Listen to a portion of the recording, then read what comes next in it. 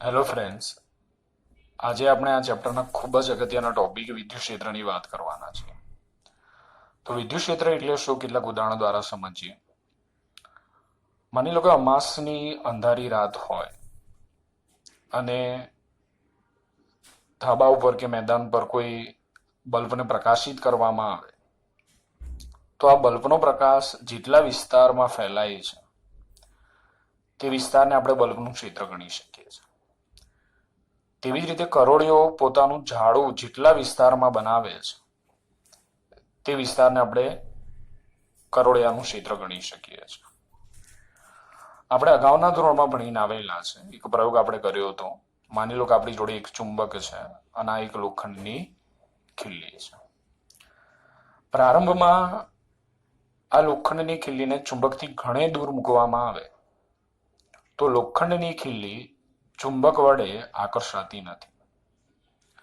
પરંતુ ધીમે ધીમે આ લોખંડની ખીલ્લીને ચુંબકની નજીક લઈ જવામાં આવે તો કોઈ એક અંતર માટે લોખંડની ખીલ્લી ચુંબક તરફ આકર્ષાય છે. એટલે કે લોખંડની ખીલ્લી પર ચુંબક વડે ચુંબકીય બળ લાગે છે. તો જે અંતરે આ ચુંબક લોખંડની ખીલ્લી પર ચુંબકીય બળ લગાડે છે એ અંતર કે વિસ્તારને ચુંબકનું ચુંબકીય ક્ષેત્ર કહે છે.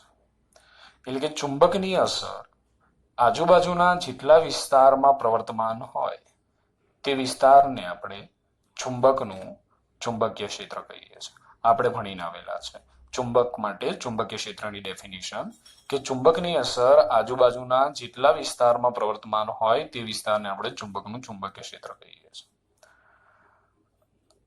આવા જ એક ક્ષેત્ર વિશે આપણે ધોરણ 11ના ચેપ્ટર નંબર 8ની અંદર ભણીને આવેલા છે કે એમ દળના પદાર્થની અસર આજુબાજુના જેટલા વિસ્તારમાં પ્રવર્તમાન હોય એ વિસ્તારને તે પદાર્થનું ગુરુત્વ ક્ષેત્ર અથવા ગુરુત્વ ક્ષેત્રની તીવ્રતા કહે છે. કોઈ પણ પદાર્થ હોય તો એ પદાર્થ પોતાની આજુબાજુના વિસ્તારમાં એક ક્ષેત્ર, એક વિસ્તાર ઉત્પન્ન કરે છે જેને ગુરુત્વ ક્ષેત્ર અથવા ગુરુત્વ ક્ષેત્રની તીવ્રતા કહે છે. હવે આ ક્ષેત્રમાં બીજા કોઈ સ્મોલ એમ દળના પદાર્થને લાવવામાં આવે કે મૂકવામાં આવે તો આ કેપિટલ એમ દળનો પદાર્થ એ સ્મોલ એમ દળના પદાર્થ પર બળ લગાડે છે. ધારો કે સ્મોલ એમ દળના પદાર્થને કેપિટલ એમ દળના પદાર્થથી આર અંતરે મૂકવામાં આવે તો આ બંને પદાર્થો વચ્ચે લાગતા બળનું સૂત્ર આપણે ગુરુત્વાકર્ષણના સાર્વત્રિક નિયમ અનુસાર લખી શકીએ. F is equal to capital G capital M small m by R square થશે. આ સ્મોલ m ને આપણે કેપિટલ F ના છેદમાં લઈ લઈએ તો capital F by m is equal to capital G capital M by R square થશે, જેને ગુરુત્વ ક્ષેત્ર I તરીકે વ્યાખ્યાયિત કરવામાં આવે છે. એટલે ધોરણ 11માં ગુરુત્વ ક્ષેત્ર I ના બે સમીકરણ આપણે ભણીને આવ્યા. એક I is equal to F by m અને બીજું સૂત્ર I is equal to capital G capital M by R square.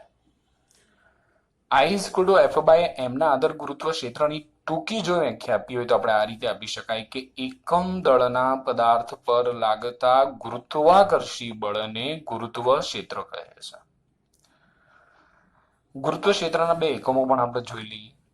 તો એક સૂત્ર F બાય m જેના પરથી આપણને એકમ મળશે.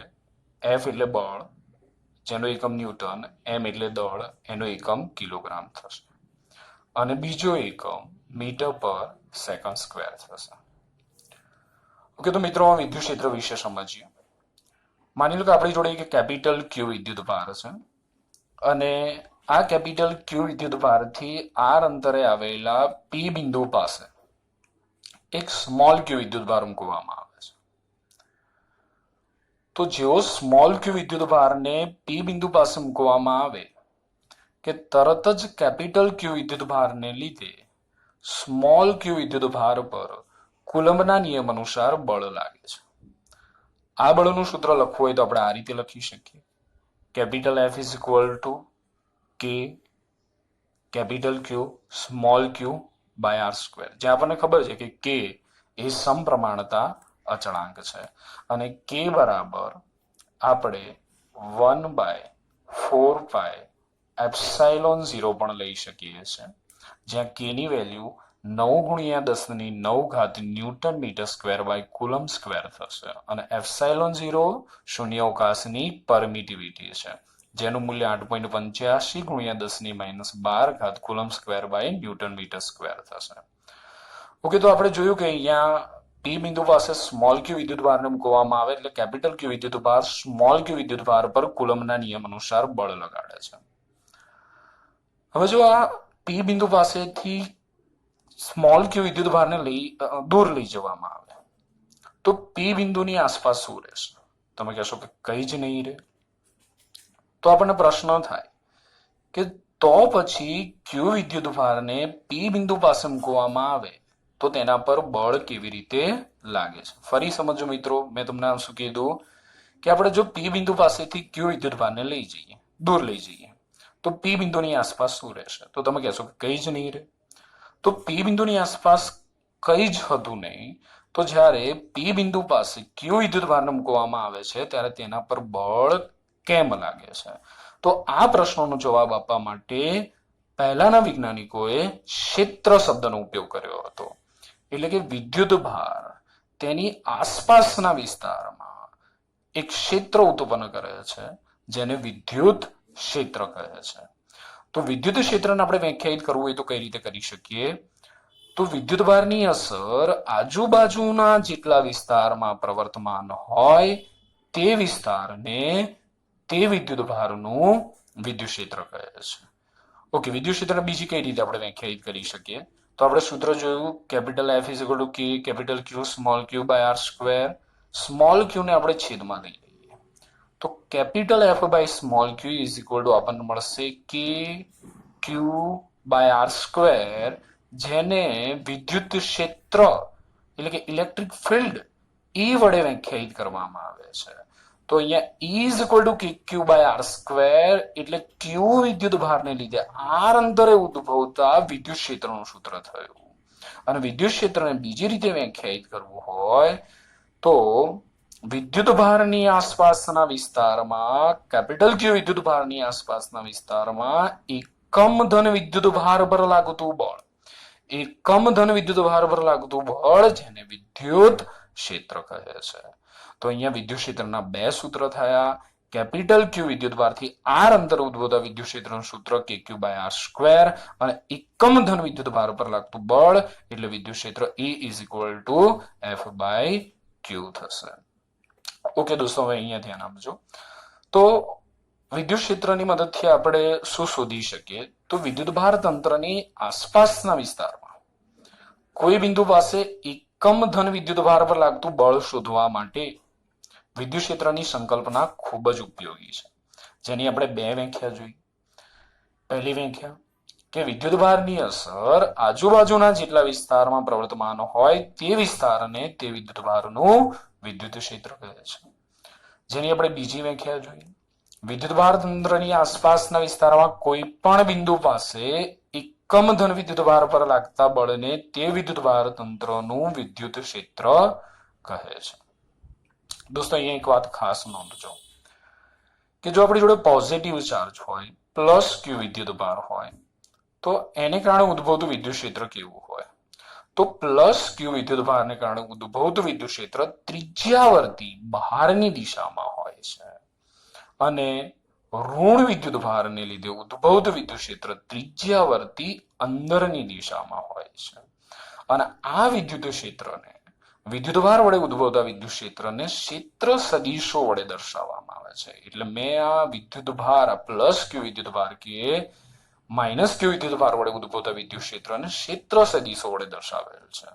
તમે અહીંયા એક બાબત જોઈ શકો છો, તો એક વસ્તુ નોંધી શકો છો કે વિદ્યુતભારની નજીકના ક્ષેત્ર સદિશોની લંબાઈ વધારે છે, જ્યારે દૂરના ક્ષેત્ર સદિશોની લંબાઈ ઓછી છે. તો આનું કારણ શું છે? તો આપણે ક્યુ વિદ્યુત ભારથી આર અંતરે ઉદ્ભવતા વિદ્યુત ક્ષેત્રનું સૂત્ર જોયું, E is equal to PQ by R square, જેના આધારે આપણે કહી શકીએ કે વિદ્યુત ક્ષેત્ર બિંદુવત વિદ્યુત ભારને લીધે ઉદ્ભવતું વિદ્યુત ક્ષેત્ર 1/R સ્ક્વેર ના સમપ્રમાણમાં છે. એટલે કે અંતર વધે તો વિદ્યુત ક્ષેત્ર એટલે કે વિદ્યુત ક્ષેત્રની તીવ્રતા ઘટે. એટલે જેમ આ વિદ્યુત ભારથી દૂર જઈએ તેમ વિદ્યુત ક્ષેત્રની તીવ્રતા ઘટતી જાય છે, અને આ ઘટતી જતી વિદ્યુત ક્ષેત્રની તીવ્રતા આ ક્ષેત્ર સદિશોની લંબાઈના ઘટાડા સ્વરૂપે અહીંયા આપણે દર્શાવેલું છે. એટલે કે તીવ્રતા ઘટે છે એટલે અહીંયા આપણે ક્ષેત્ર સદિશોની લંબાઈ ઘટાડી છે અથવા ઘટેલી દર્શાવેલી છે. ઓકે, તો ખાસ નોંધી લેજો કે પ્લસ ક્યુ વિદ્યુત ભારને લીધે ઉદ્ભવતું વિદ્યુત ક્ષેત્ર ત્રિજ્યાવર્તી બહારની દિશામાં અને ઋણ વિદ્યુત ભારને લીધે ઉદ્ભવતું વિદ્યુત ક્ષેત્ર ત્રિજ્યાવર્તી અંદરની દિશામાં, અને વિદ્યુત ભારથી દૂર જઈએ એમ વિદ્યુત ક્ષેત્રની તીવ્રતા ઘટતી જાય, આથી ક્ષેત્ર સદિશોની લંબાઈ ઘટતી જાય છે. મિત્રો, બે વસ્તુ આપણે યાદ રાખીશું અહીંયા કે જે વિદ્યુત ભાર વિદ્યુત ક્ષેત્ર ઉત્પન્ન કરે છે, જે વિદ્યુત ભાર વિદ્યુત ક્ષેત્ર ઉત્પન્ન કરે છે તે વિદ્યુત ભારને સ્ત્રોત વિદ્યુત ભાર કહે છે. એટલે સ્ત્રોત વિદ્યુત ભાર એટલે શું? તો વિદ્યુત ક્ષેત્ર ઉત્પન્ન કરનાર વિદ્યુત ભારને સ્ત્રોત વિદ્યુત ભાર કહીએ છીએ. તો અહીંયા કેપિટલ ક્યુ વિદ્યુત ભાર છે એ સ્ત્રોત વિદ્યુત ભાર છે, અને વિદ્યુત ક્ષેત્રનું માપન કરતા વિદ્યુત ભારને, વિદ્યુત ક્ષેત્રનું માપન અથવા વિદ્યુત ક્ષેત્રની તીવ્રતા નક્કી કરતા વિદ્યુત ભારને પરીક્ષણ વિદ્યુત ભાર કહે છે. તો અહીંયા સ્મોલ ક્યુ વિદ્યુત ભાર છે એ પરીક્ષણ વિદ્યુત ભાર છે. તો આપણે જ્યારે વિદ્યુત ક્ષેત્રની વ્યાખ્યા લખતા હોય કે એકમ ધન વિદ્યુત ભાર પર લાગતું બળ, તો બળના છેદમાં હંમેશા પરીક્ષણ વિદ્યુત ભાર જ આવવો જોઈએ, સ્ત્રોત વિદ્યુત ભાર નહીં. એ વસ્તુનું ખાસ ધ્યાન રાખીશું કે એકમ ધન વિદ્યુત ભાર પર લાગતું બળ, તો બળના છેદમાં હંમેશા પરીક્ષણ વિદ્યુત ભાર જ આવે. એટલે સ્ત્રોત વિદ્યુત ભાર એટલે જે વિદ્યુત ભાર વિદ્યુત ક્ષેત્ર ઉત્પન્ન કરે તેને આપણે સ્ત્રોત વિદ્યુત ભાર કહીએ છીએ. વિદ્યુત ક્ષેત્રનું માપન અથવા તીવ્રતા નક્કી કરતા વિદ્યુત ભારને આપણે પરીક્ષણ વિદ્યુત ભાર કહીએ છીએ. બીજી વસ્તુ એક ખાસ નોંધી લેજો કે પરીક્ષણ વિદ્યુત ભારનું મૂલ્ય શક્ય એટલું નાનું હોવું જોઈએ. તો આનું કારણ શું? તો પરીક્ષણ વિદ્યુત ભારનું મૂલ્ય Q ટેન્ડ્સ ટુ 0 લેવામાં આવે છે, જેને કારણે સ્ત્રોત વિદ્યુત ભારને કારણે ઉદ્ભવતા વિદ્યુત ક્ષેત્રમાં કોઈ જ ફેરફાર થાય નહીં. માટે પરીક્ષણ વિદ્યુત ભારનું મૂલ્ય શક્ય તેટલું નાનું લેવામાં આવે છે. ત્રીજી બાબત કે સ્ત્રોત વિદ્યુત ભાર તેનાથી આર અંતરે આવેલા, સ્ત્રોત વિદ્યુત ભાર તેનાથી આર અંતરે આવેલા દરેક બિંદુએ ચોક્કસ મૂલ્યનું વિદ્યુત ક્ષેત્ર ઉત્પન્ન કરે છે. સ્ત્રોત વિદ્યુત ભાર તેનાથી આર અંતરે આવેલા દરેક બિંદુએ ચોક્કસ મૂલ્યનું વિદ્યુત ક્ષેત્ર ઉત્પન્ન કરે છે, અને આ વિદ્યુત ક્ષેત્રની અંદર મૂકેલા કોઈ પણ વિદ્યુત ભાર પર F is equal two EQ અનુસાર બળ લાગે છે. આ વિદ્યુત ક્ષેત્રમાં કોઈ પણ બિંદુ પાસે મૂકેલા વિદ્યુત ભાર પર F is equal two EQ અનુસાર બળ લાગે છે, અને આ એકમ ધન વિદ્યુત ભાર પર લાગતા બળની દિશા, આ એકમ ધન વિદ્યુત ભાર પર લાગતા બળની દિશા વિદ્યુત ક્ષેત્રની દિશા તરીકે લેવામાં આવે છે. તો મિત્રો, અહીંયા આપણે કેટલાક મુદ્દાઓ યાદ રાખીશું જે અહીંયા મેં પેજ નંબર 2 ઉપર લખેલા છે, ધ્યાન આપજો. તો પહેલો મુદ્દો આપણે કીધું કે ભાઈ સ્ત્રોત વિદ્યુત ભાર કોને કહીશું? તો વિદ્યુત ક્ષેત્ર ઉત્પન્ન કરનાર વિદ્યુત ભારને સ્ત્રોત વિદ્યુત ભાર કહે છે. પરીક્ષણ વિદ્યુત ભાર કોને કહીશું? તો વિદ્યુત ક્ષેત્ર માપવા માટે મૂકેલા વિદ્યુત ભારને પરીક્ષણ વિદ્યુત ભાર કહેવામાં આવે છે. પછી આપણે બીજી બાબત નોંધી કે વિદ્યુત ક્ષેત્ર માપવા માટે મૂકેલો પરીક્ષણ વિદ્યુત ભાર ખૂબ જ નાનો લેવામાં આવે છે, કે જેથી સ્ત્રોત વિદ્યુત ભાર વડે ઉદ્ભવતું મૂળ વિદ્યુત ક્ષેત્ર બદલાઈ જાય નહીં. માટે આપણે લખી શકીએ કે સદિશ E is equal two limit Q tends to 0.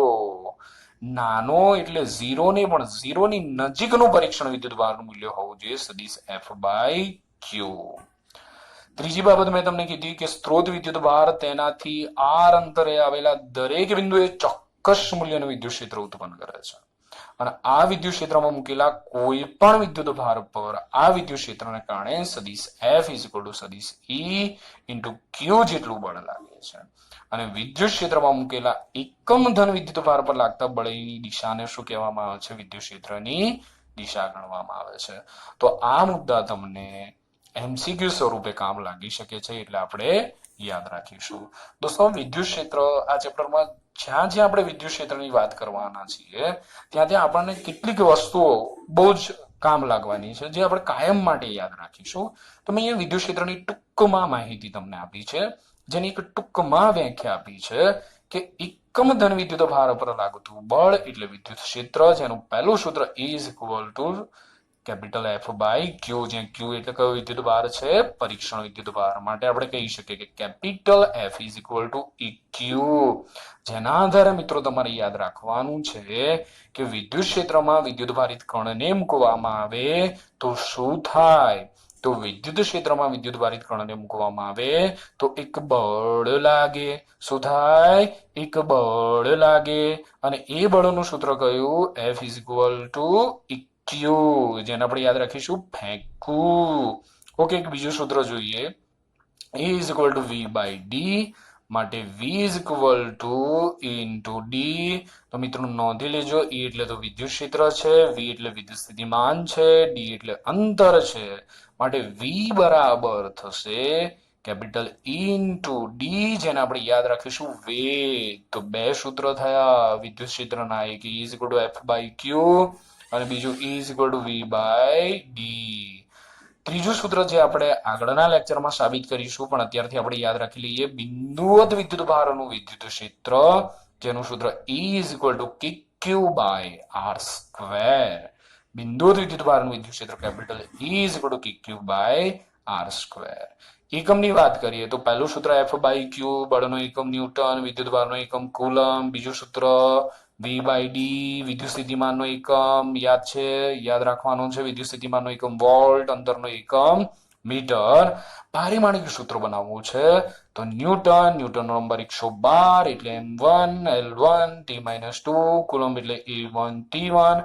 માટે પારિમાણિક સૂત્ર થશે M1 L1 T-3 A-1. વિદ્યુત ક્ષેત્ર એ કેવી રાશિ છે? તો વિદ્યુત ક્ષેત્ર સદિશ રાશિ છે. તો સદિશ રાશિ હોય તો એની દિશા હોય. તો વિદ્યુત ક્ષેત્રની દિશા મેં અહીંયા વાત કરી તેમ એકમ ધન વિદ્યુત ભાર પર લાગતા બળની દિશામાં લેવામાં આવે છે. પણ આપણે આ પણ યાદ રાખીશું કે વિદ્યુત ક્ષેત્રની દિશા પ્લસ Q થી માઇનસ Q તરફ હોય. વિદ્યુત ક્ષેત્ર કઈ કઈ બાબતો પર આધાર રાખે છે? તો વિદ્યુત ક્ષેત્ર વિદ્યુત ભાર તંત્ર એટલે એક કરતા વધારે વિદ્યુત ભારોથી બનતી રચના, જેને આપણે કહીએ વિદ્યુત ભાર તંત્ર. તો વિદ્યુત ભાર તંત્રના વિદ્યુત ભારોના મૂલ્ય પર, વિદ્યુત ભારોની સાપેક્ષ ગોઠવણી પર, પરીક્ષણ વિદ્યુત ભારના સ્થાન સદિશ R પર અને વિદ્યુત ક્ષેત્ર જે માધ્યમમાં પ્રવર્તતું હોય તે માધ્યમ પર. તો મિત્રો, આ જે બાયોડેટા મેં અહીંયા લખ્યો છે વિદ્યુત ક્ષેત્રનો, ખાસ તૈયાર કરી દેવાના છે. 3 સૂત્રો તમને આવડવા જ જોઈએ. ઝડપથી બીજી થોડીક વાતો કરી લઈએ. માની લો કે આ કોઈ વિદ્યુત ભાર વડે ઉદ્ભવતું વિદ્યુત ક્ષેત્ર છે અને સમાન વિદ્યુત ક્ષેત્ર છે. કેમ આને આપણે સમાન વિદ્યુત ક્ષેત્ર કહી શકીએ? કે બધી જ વિદ્યુત ક્ષેત્ર રેખાઓ એકબીજાને સમાંતર છે અને સમાન અંતર આવેલી છે.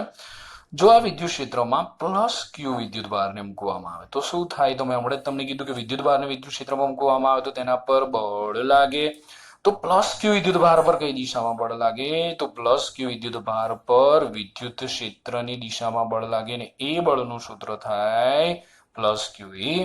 હવે તમને પ્રશ્ન થાય કે સાહેબ નેગેટિવ ચાર્જ મૂકવામાં આવે, ઋણ વિદ્યુત ભાર મૂકવામાં આવે તો શું થાય? તો ઋણ વિદ્યુત ભાર પણ મૂકવામાં આવે તો પણ તેના પર બળ લાગે. ના બળ કઈ દિશામાં હોય? તો આ બળ વિદ્યુત ક્ષેત્રની વિરુદ્ધ દિશામાં હોય. એટલે તમે સાહેબ એવું કહેવા માંગો છો કે ધન વિદ્યુત ભારને મૂકવામાં આવે તો તેના પર વિદ્યુત ક્ષેત્રની દિશામાં બળ લાગે અને ઋણ વિદ્યુત ભારને મૂકવામાં આવે તો એના પર વિદ્યુત ક્ષેત્રની વિરુદ્ધ દિશામાં બળ લાગે.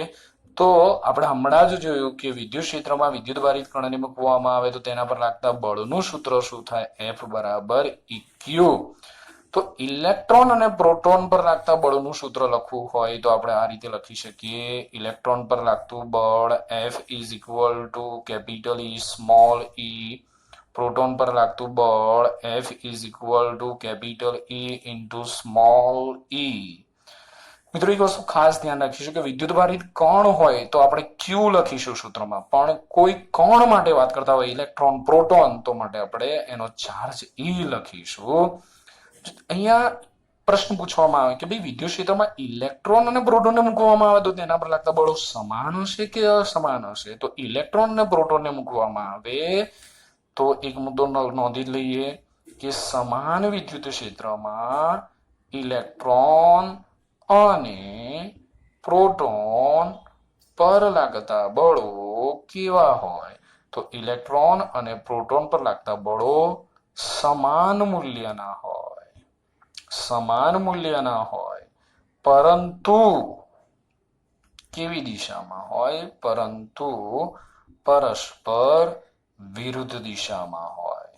હવે સમાન મૂલ્યના હોય એવું કઈ રીતે કહી શકાય? કારણ કે ઇલેક્ટ્રોન અને પ્રોટોનનો ચાર્જ તમને ખબર જ છે. ઇલેક્ટ્રોન અને પ્રોટોનનો ચાર્જ કેટલો હોય?